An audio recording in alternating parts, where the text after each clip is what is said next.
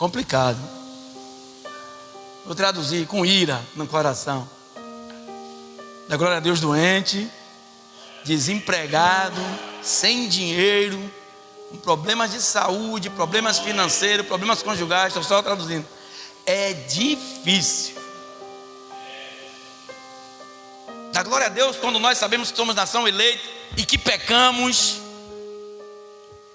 que a consciência começa a cobrar, é difícil. Mas Deus, Ele está no controle de tudo. Amém? 1 Pedro, capítulo 1. Eu vou ler o capítulo 1, que eu quero ler 2 versículos do capítulo 1, que é o 24 e o 25. Aí nós vamos já pegar o segmento no capítulo 2.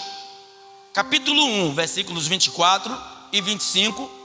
E vamos dar a sequência no capítulo 2, os 6 versículos até o 10º versículo. Amém?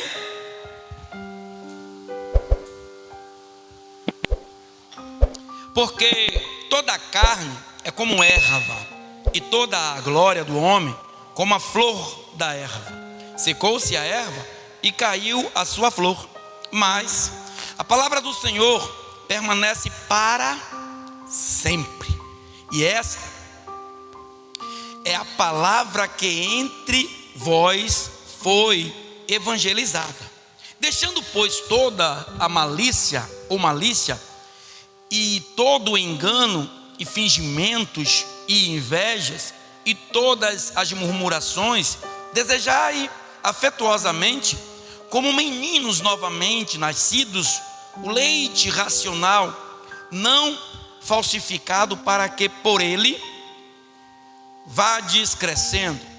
Se é que já provastes que o Senhor é benigno, e chegando-vos para ele, a pedra viva, reprovada na verdade pelos homens, mas para com Deus eleita e preciosa, vós também, como pedras vivas, sois edificados casa espiritual e sacerdócio santo, para oferecer de sacrifícios espirituais agradáveis a Deus por Jesus Cristo. Pelo que também na Escritura se contém: eis que ponho em Sião a pedra principal da esquina, eleita e preciosa, e quem nela crer não será confundido.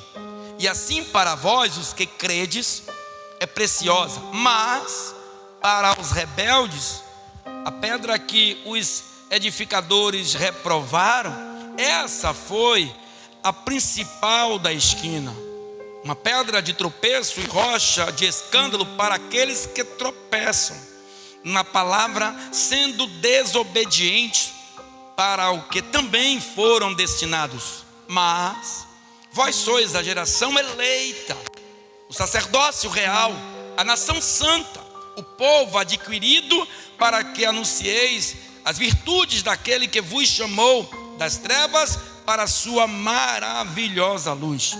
Vós, que em outro tempo não ereis povo, mas agora sois povos de Deus, que não tinhais alcançado misericórdia, mas agora alcançastes misericórdia. Amém? Igreja, quando o apóstolo Pedro ele escreveu essa carta, já tinha acontecido algumas situações na sua vida, como também na vida dos outros apóstolos, que antes eram discípulos, e dentre elas, as grandes investidas e perseguições. A Bíblia vai dizer que Jesus, quando estava preparando Pedro antes da sua prisão, posteriormente crucificação, ele disse a Pedro que Pedro iria negar a ele 3 vezes antes que o galo cantasse. Já expliquei aqui o cantar de galo. Não era o galo que estava dentro de Israel, era tipo uma corneta que os soldados usavam na troca de turno.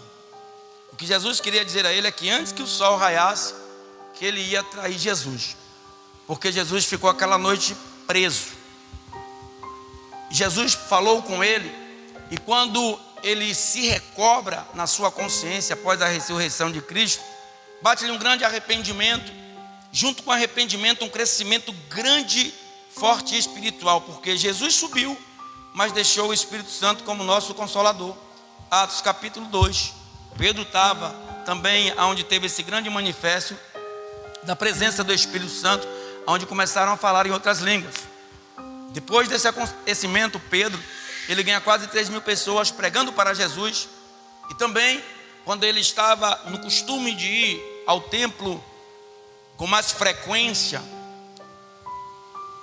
bem mais frequência do que quando ele andava com Jesus, porque Jesus andava mais pregoando e peregrinando pela Judéia, Genezaré, Judéia, e dentre tantos outros lugares como Jericó. Então ele tinha um tempo ali, porque ele foi preparado por Cristo. Aquele tempo ali era de ele expandir o conhecimento e o Espírito que ele recebeu através do Espírito Santo, através da sua vida para a vida de outras pessoas. Tendo em decorrência disso, que quando ele vai subindo para o templo em um determinado momento, ele por muitas vezes se deparar com aquela situação, e é assim que o povo de Deus tem que ser. Um momento incomoda, como o apóstolo Paulo fala, que nós não devemos nos conformar com as coisas que acontecem de maneira horrenda. Aí ele olha para aquele homem e vê a situação daquele homem, e ele começa a dar descrição de Cristo para aquele homem, porque ele diz: olha, eu sou nada, eu não tenho nada, mas eu vejo que você está nessa situação há meses, quem sabe há anos. E todas as vezes me incomodo, porque quando eu venho para o templo, você está aí sentado, mendigando, inútil porque é um aleijado. E tudo que eu aprendi com Cristo, do mais prioritário que eu guardei, foi o poder que estava sobre ele. E eu sei que meu Pai, o meu Cristo, o meu Salvador, ele subiu, mas a glória dele permanece para sempre. Então vou te dizer, eu não tenho dinheiro, não tenho ouro, não tenho prata, não tenho denário, dracma, nem tetradracma, não tenho. Mas eu tenho andado com algo dentro de mim, que é muito mais satisfatório de que todo o dinheiro que no mundo há, que nem todo o dinheiro que há no mundo pode comprar. É a unção do Santo Espírito, é a presença de Jesus. Então o que há em mim foi dado por Ele. E em nome de Jesus a ti te digo: levanta-te. E aquele homem se levantou. E começou o nome de Jesus não ser esquecido, e sim lembrado cada vez mais, com frequência, através dos apóstolos, através de homens que professavam a Jesus Cristo naquela época. E começou a crescer o ministério. A igreja começou a ser fundada em aldeias e locais diferentes. E nesta época, eram 5 províncias diferentes das quais ele estava evangelizando, pregando o evangelho. No início da sua carta, ele vem falar, ou todo o primeiro capítulo, sobre a presença de Jesus como forma de misericórdia e graça e luz. E ele vem exortando e instruindo aquele povo, trazendo uma nova vida, uma nova história para aquele povo, porque eles eram hostilizados, eram perseguidos naquela época.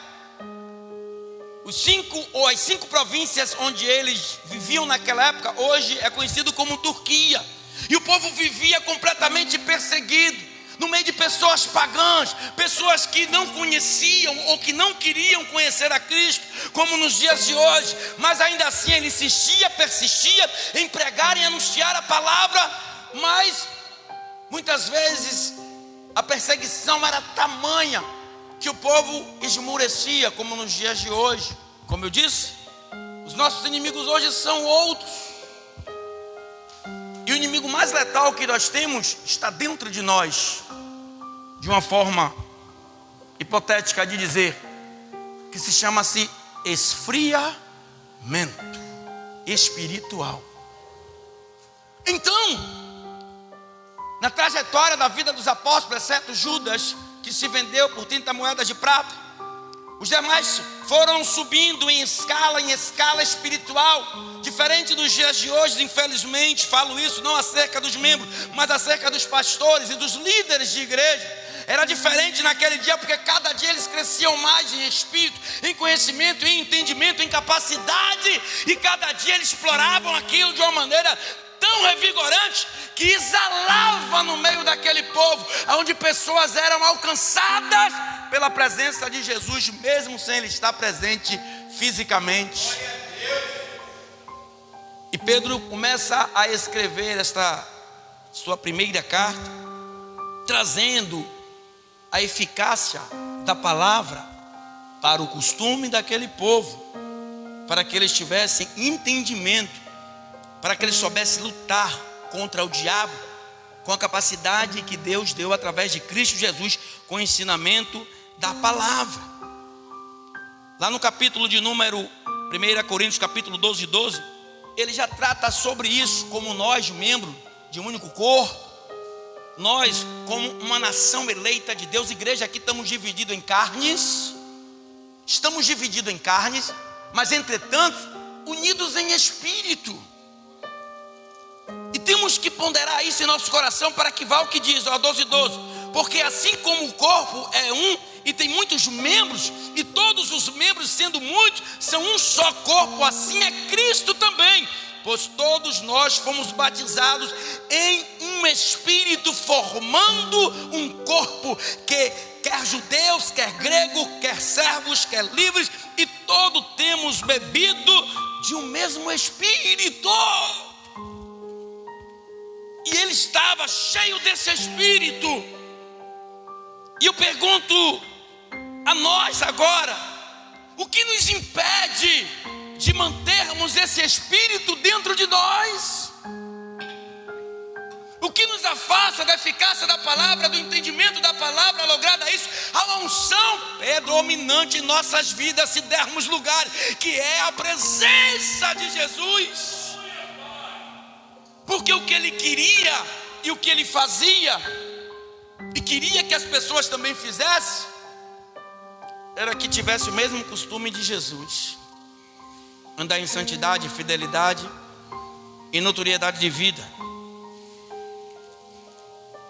E quando ele começa a falar aqui, vamos trazer no capítulo de número 1, versículos 24 e 25, olha que interessante o que a narrativa de Pedro nestes versículos. Que não está na palavra morre. Pastor, o que está na palavra é viver conforme o dito, as normas, os preceitos, a lei, mas cheios do Espírito Santo. Mudar a nossa forma de pensar, mudar a nossa forma de amar, porque nós não nos amamos de fato. Nós nos toleramos, a verdade é essa. Porque o amor, ele suporta tudo. E nós, por poucas coisas, ficamos sem falar com o irmão, brigamos com o irmão, nos afastamos do irmão, falamos mal do irmão. Tiago fala no livro dele, capítulo 4, sobre nós não termos essa prática negativa de falar mal dos nossos irmãos. E o que é que ele diz no versículo de número 24? Quem está na palavra não morre, porque toda a carne é como erva, e toda a glória do homem como a flor da erva. Secou-se a erva, caiu-se a sua flor. Ou seja, nós não temos nada, igreja, a não ser a presença do Santo Espírito, se dermos lugar. Quando a erva seca, a flor cai. Quando o nosso corpo ele cai ou desce à sepultura, tudo se acaba, exceto para aqueles que estão em Cristo Jesus, porque é o que diz o versículo número 25: mas a palavra do Senhor permanece para sempre, e esta é a palavra que entre vós foi evangelizada. Ou seja, permaneça na palavra, que nem a sua erva cai, nem a sua flor murcha, porque pode cair a carne, mas a tua alma vivificará para a glória de Deus. É estar em Cristo de manhã, é ficar com Cristo meio-dia, é estar com Ele à tarde, mas antes de dormir falar com Ele em oração, porque Ele está presente. Aí o que é que Ele quer dizer com isso? Gente, não precisa tanto ganho não precisa tantas coisas, não precisa vocês se acabarem de uma forma que às vezes vão ficar tão cansados, que vão ficar inoperantes espiritualmente, que não vão ter graça nem para orar, principalmente para jejuar. E se você não ora e não jejua, dificilmente você vigiará. Então se encha da palavra, porque é na palavra que a gente adquire entendimento para que possamos lutar contra as adversidades da vida. Quer um exemplo? Pastor, eu estou afligido, estou num momento caótico da minha vida. Quer que eu vou pegar você e bater em esse ombro e dizer assim mesmo? Não, minha filha, meu filho, no mundo tereis aflição. É Bíblia, mas tem de bom ânimo. Não se afasta do ânimo do Senhor, porque você está passando por uma batalha, mas a guerra é dele. Continua, persevera. Sei da dor, sei do momento de dificuldade, sei da sua luta, da labuta, mas maior é o que está em você. É o que Pedro disse àquele homem. O sofrimento daquele homem diante da fé de Pedro se tornou anátema. Levante e ande em nome de Jesus, porque eu creio em Jesus que Ele ressurreta, eu creio em Jesus que Ele transforma a situação, eu creio em Jesus que recupera a vida, eu creio em Jesus que transforma o homem.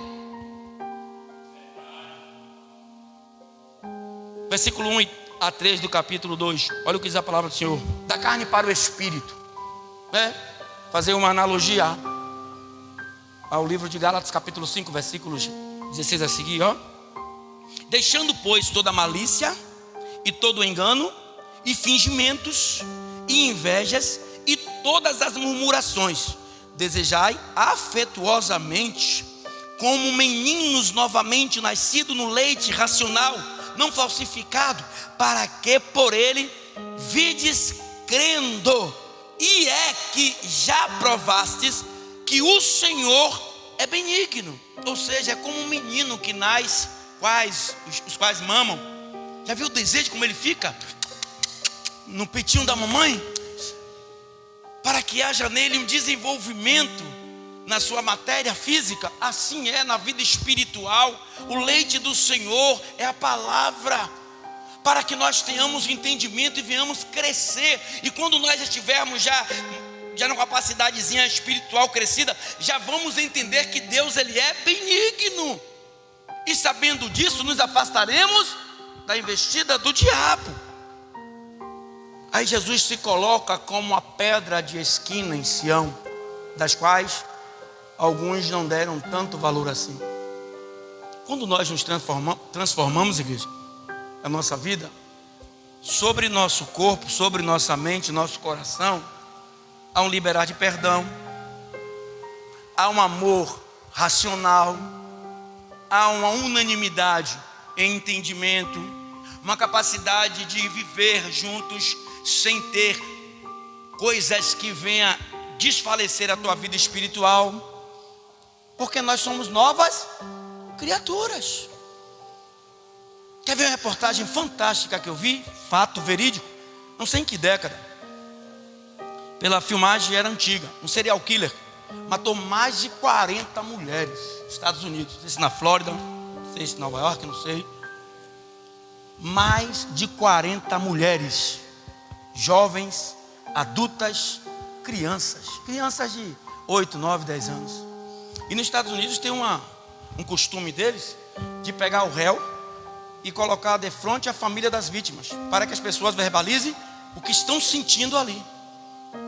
E o serial killer, segundo a psiquiatria, é um cara frio, não tem amor, não tem nenhum tipo de sentimento. Segundo a física, segundo a psicologia. E esse cara lá sentado, aí chegava um: seu vagabundo, seu miserável, você matou minha filha, você merece morrer. E tem aí esse vídeo. Em alguns momentos ele começa a sorrir. Aí vinha outro, e daqui a pouco veio um cidadão com suspensório, já viu o cara? Um suspensório com uma barbona grandona. Aí chega perto dele, e ele está lá esperando mais uma agressão verbal.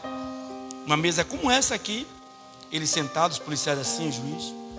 Aí ele olha para ele e diz assim: Senhor, quase eu chorei no dia que eu vi isso. O Senhor tirou tudo o que eu tinha. A coisa que eu mais amava no mundo, a minha filha, você matou. Em algum momento você tirou a esperança de vida da minha vida.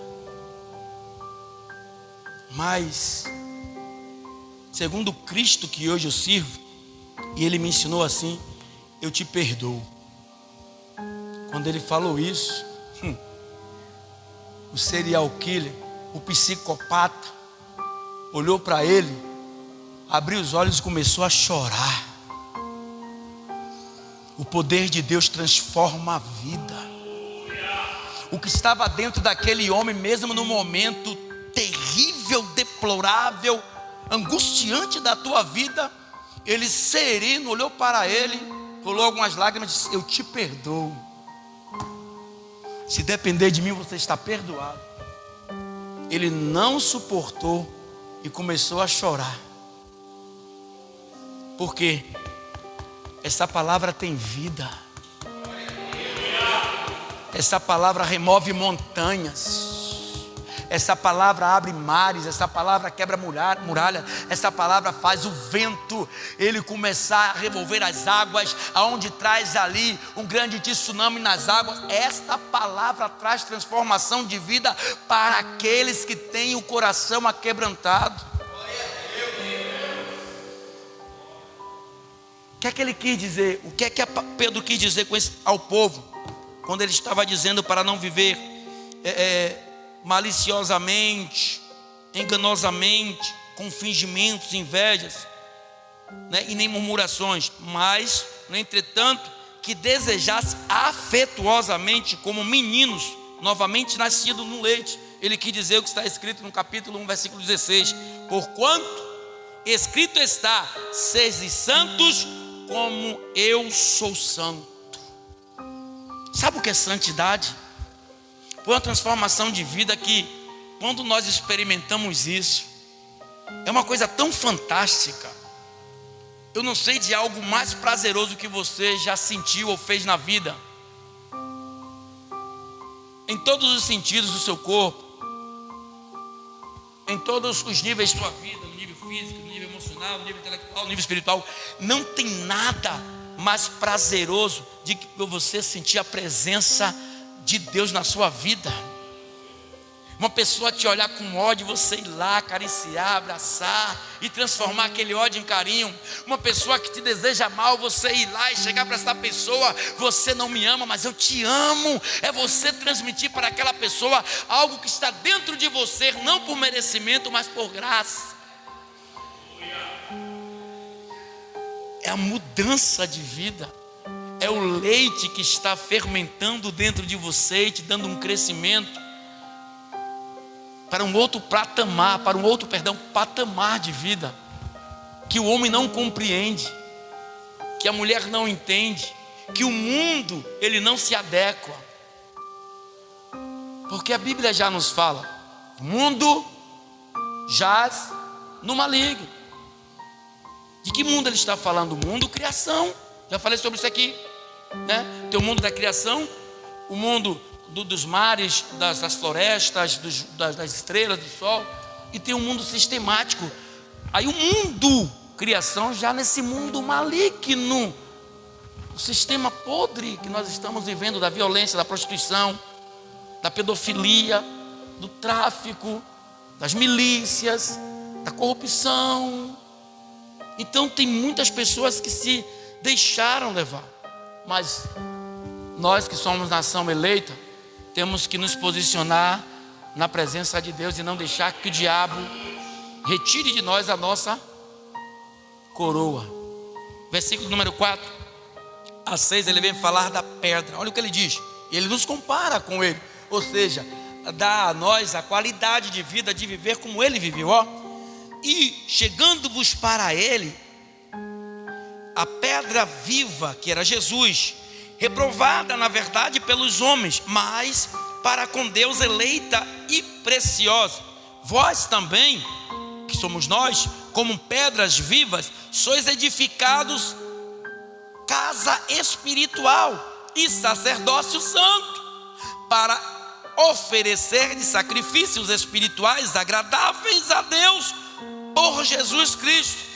Pelo que também na Escritura se contém: eis que ponho em Sião a pedra principal da esquina, e eleita e preciosa, e quem nela crê não será confundido. Não tem como o diabo confundir a cabeça de uma pedra preciosa, guiada pela pedra de esquina posta em Sião, que é Jesus Cristo. Jesus não se deixou enganar, igreja. Se nós andarmos na mesma ideia que Ele, na mesma filosofia que Ele, na mesma instrução de vida que Ele, nós também não nos deixaremos enganar e viveremos em uma sanidade mental com Cristo, em uma palavra que vai revigorar todos os dias da nossa vida. Vai vir coisas de todos os lados para tentar nos derrubar. Nossa erva não vai cair, nossa flor não vai murchar, porque nós estamos sustentabilizados na rocha firmada pelo Doutor Espírito Santo, enviado por Deus, que é o nosso Jesus Cristo de Nazaré. Nós temos que viver isso.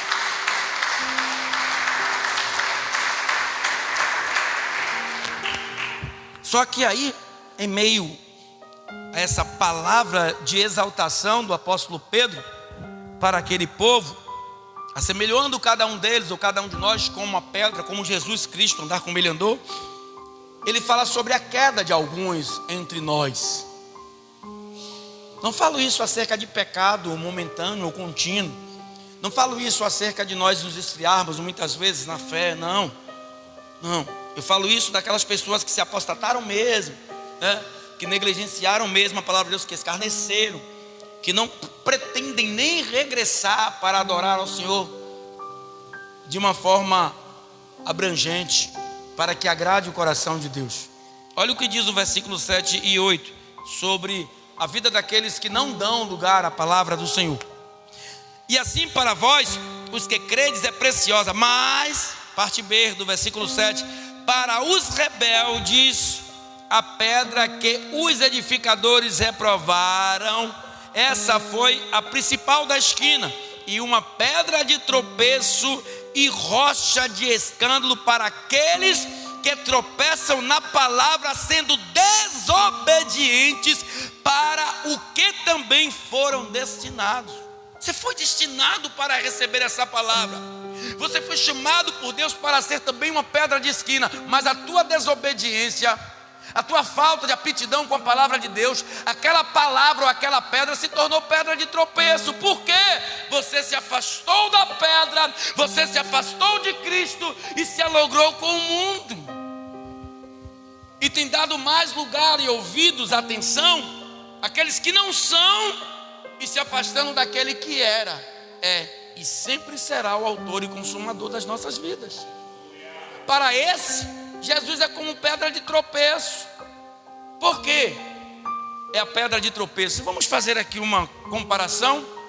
Porque Jesus já veio, deu a vida no Calvário por cada um de nós e viveu por nós, mas tem pessoas que estão aí fora que já ouviram a palavra do Senhor, se tornaram homossexual, traficante, se tornaram milicianos, se tornaram lésbicas, se tornaram mentirosos, enganadores, jogadores, avarentos, e todas as formas de vida que puderem fazer e exercer sobre a sua física vida, e não dando ouvido a palavra de Deus. O que vai acontecer?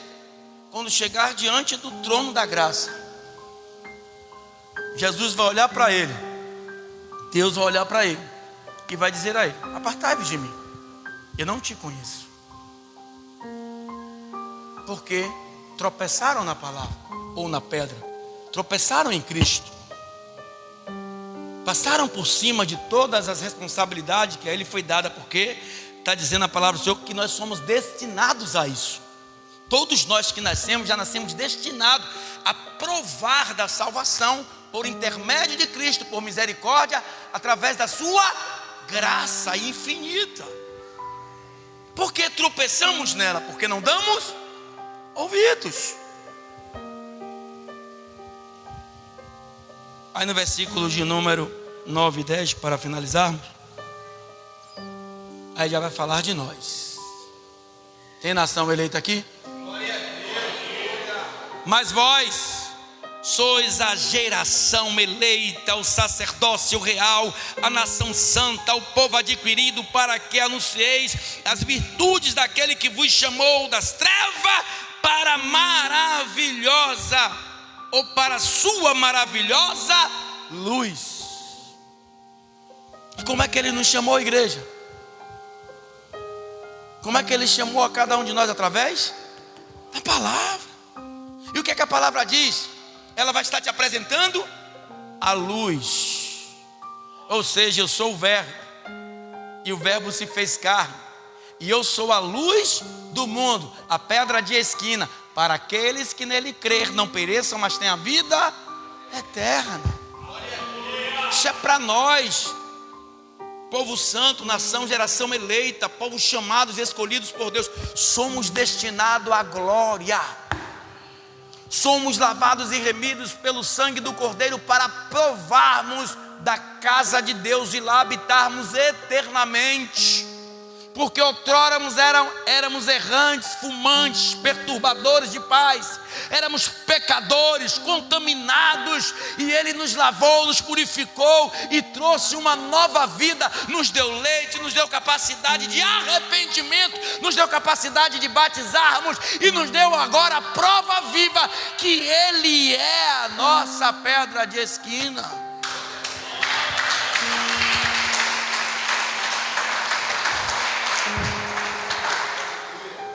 Olha o que ele diz de nós: vós, ou nós, que em outro tempo não ereis povo, mas agora sois povo de um Deus, que não tinhais alcançado misericórdia, mas agora você alcançou a misericórdia. Por quê? Temos lugar aqui. Eu recebo Jesus como o Senhor e Salvador da minha vida, expulsando toda a obra maligna de nossas vidas, sendo batizados nas águas, alcançamos a misericórdia, e aí vai ter um aprimoramento através da palavra. Como eu disse no início, antes de começar a pregar, não deixe se afastar ou afastar-se totalmente da palavra. Não se permita isso. Você já está liberto, está lavado, purificado, santificado, nacionalizado agora como uma geração eleita da nação santa de Jesus. Por que voltar a comer o que não nos permite mais comer? Por que voltar a ter as atitudes que tínhamos quando não conhecíamos a pedra de esquina? Você é uma nova criatura. Eis que tudo se fez novo e as coisas velhas se passaram. Não deixa ninguém tirar essa preciosidade. Somos tidos como pérolas para o Deus Todo-Poderoso. Somos a menina dos olhos de Deus. Você tem valor, igreja. Pode até alguém não gostar de você, alguém não valorizar pela cor da tua pele, pela tua condição financeira, social, mas você tem valor.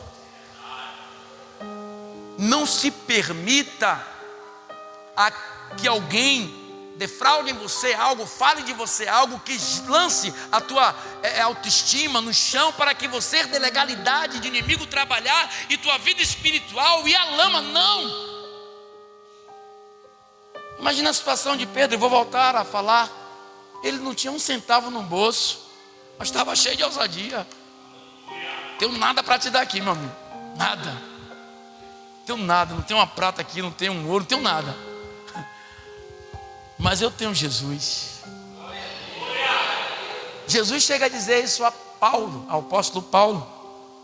Um crescimento, sabe, exorbitante do teu ministério. Tessalônica, Filipos, Colossos, em Éfeso, em todas as igrejas ali na Ásia, todos os lugares, ele pregando a palavra. Segundo algum historiador, quando ele estava atravessando, não me lembro do lugar para foi, de um lugar que era um lugar bastante insalubre, um lugar bastante frio, ele pegou malária.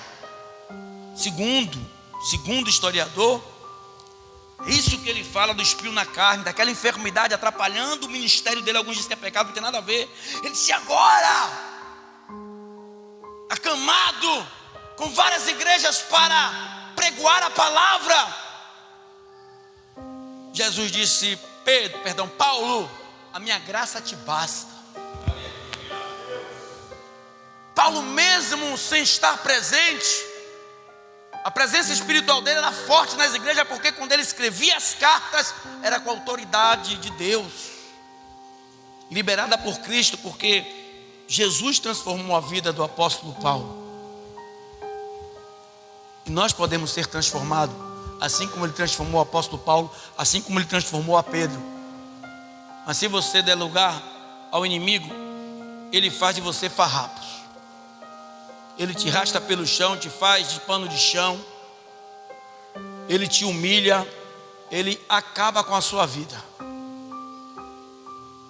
Porque apesar de ele liberar a graça, em tempo natural, em tempo normais, somos pessoas físicas.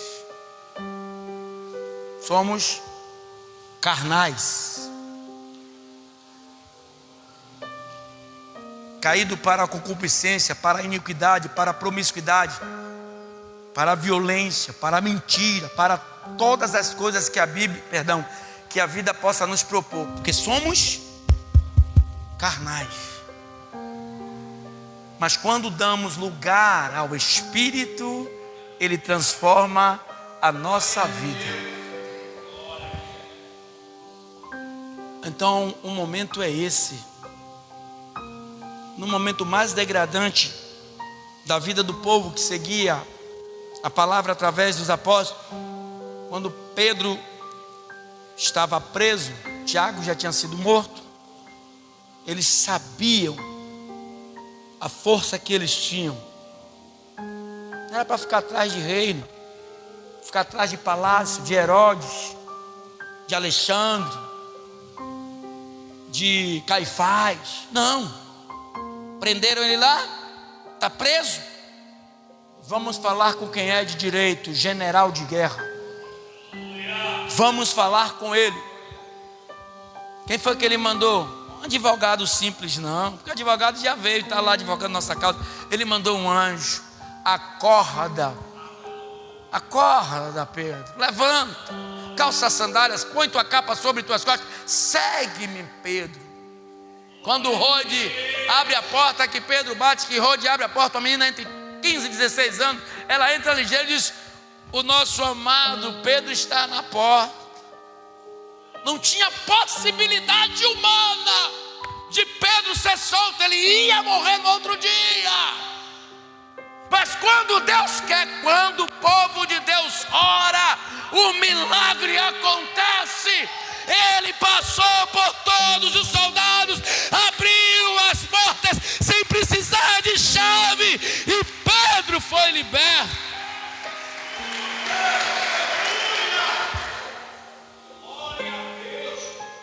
Quer a transformação da nossa nação? Ore. Pastor, mas se for já o dito que está em Apocalipse, aprove a Deus a vontade dele fazer, mas nem por isso devemos parar de orar. Não precisa bater de testa com os nossos inimigos, mas bate de joelhos. O pessoal estava orando na casa de Marcos, o povo todo orando. Quando bateram na porta, eles não acreditaram, porque os cárceres se abriram. Tinha soldados que queriam até se matar, se não me falha a memória, né? Porque ficou com medo de o rei mandar matá-lo. Porque Pedro estava solto, porque a briga não era uma briga secular, era uma briga espiritual. E nós temos que viver essa vida. Nós temos que entender esse Deus que nós servimos. Temos que liberar essa força carnal que há em nós e refrigerar na nossa alma com o Espírito Santo de Deus. Comece a viver essa vida para você ver se Deus não vai transformar a sua história. Ah, pastor, mas eu tenho que correr atrás de um emprego. Ah, pastor, eu tenho que correr atrás de um casamento, tenho que correr atrás de um carro, de uma casa. Ah, pastor, eu não tenho tempo. Usa o teu tempo para buscar primeiro o reino de Deus. Usa o teu tempo para buscar primeiro a justiça de Deus. E Ele vai te dar carro, casa, esposa, marido, filhos, bens, posses e coisas concernentes a estas. Porque é Bíblia, é a palavra. Deus, Ele não mente. Quando você colocar o seu tempo na dispensação do Senhor, Ele vai disponibilizar coisas para você, sem você precisar nem sofrer tanto assim. Então que Deus mude a nossa forma de adorar a Ele. Não ponhamos a nossa confiança na força de braço, na carne de um homem, mas que ponhamos a nossa confiança no Senhor, que é dele que provém as medidas improváveis de coisas insolucionáveis aos olhos do homem e da mulher. Você vai ficar sofrendo até quando? Essa mesmice aí, aceitando essa vida miserável que você está vivendo, deixando o tempo passar por cima de você e não alcançando nada, não tendo nada para contar. Por quê? É porque Deus não quer? É porque talvez você é uma pessoa que não tem sorte na vida? Talvez você ache que Deus não está te olhando? Não. É quando você der lugar a Ele, Ele vai abrir a janela dos céus para você e derrama a bênção sem medidas. Fica de pé.